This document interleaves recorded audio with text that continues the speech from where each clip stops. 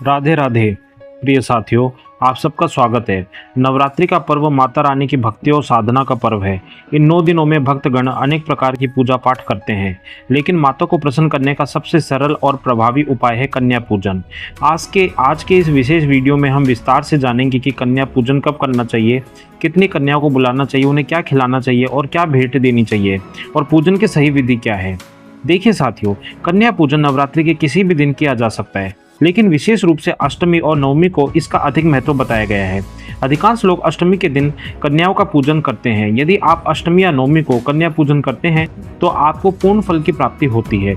इसके अलावा नवरात्रि के 9 दिनों में से किसी भी एक दिन सुबह 8 बजे से दोपहर 12 बजे तक कन्या पूजन करना अत्यंत शुभ माना जाता है। अब प्रश्न आता है कि हमें कितनी बड़ी कन्याओं को बुलाना चाहिए। शास्त्रों में कहा गया है कि 2 वर्ष से लेकर के 10 वर्ष तक की कन्याओं का पूजन करना श्रेष्ठ है, परंतु विशेष रूप से 5 वर्ष से कम आयु की कन्याओं को सबसे अधिक पवित्र और शुभ माना जाता है।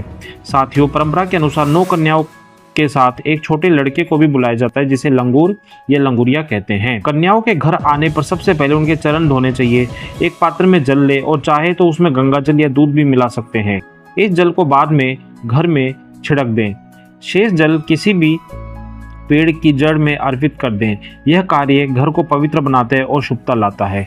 इसके बाद कन्याओं को आसन पर बिठाकर उनके मस्तक पर तिलक लगाए, अक्षत चढ़ाए और उन्हें लाल चुनरी उड़ाए। यही पूजन की मुख्य विधि है। फिर आता है भोजन का क्रम। ध्यान रहे कि भोजन में प्याज और लहसुन का प्रयोग ना हो। कन्या भोज में पारंपरिक रूप से पूड़ी, खीर और हलवा अवश्य बनाएं। साथ ही अन्य सात्विक व्यंजन भी परोसे जा सकते हैं। कन्याओं को प्रेम पूर्वक भोजन कराएं और उनके बोलने से पहले ही थाली में सब कुछ परोस दें। जब कन्याएं भोजन कर ले तो उनके हाथ में भेंट अवश्य दें। भेंट में आप गेहूं या चावल जैसे अनाज, एक फल जैसे केला या सेब या थोड़े से पैसे भी दे सकते हैं। इसके अतिरिक्त आप चाहें तो उन्हें खेल खिलौने, चूड़ियाँ, कंगन, रंग बिरंगी चीज़ें भी भेंट कर सकते हैं। जाते समय उनके चरण छूकर के आशीर्वाद लेना ना भूलें। घर के सभी सदस्य भी ऐसा करें ताकि उनका आशीर्वाद पूरे परिवार को प्राप्त हो।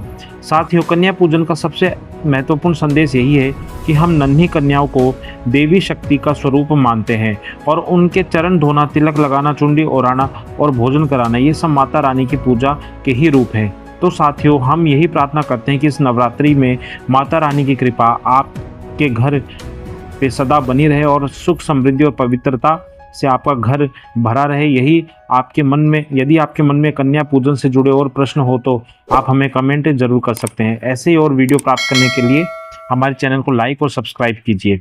धन्यवाद।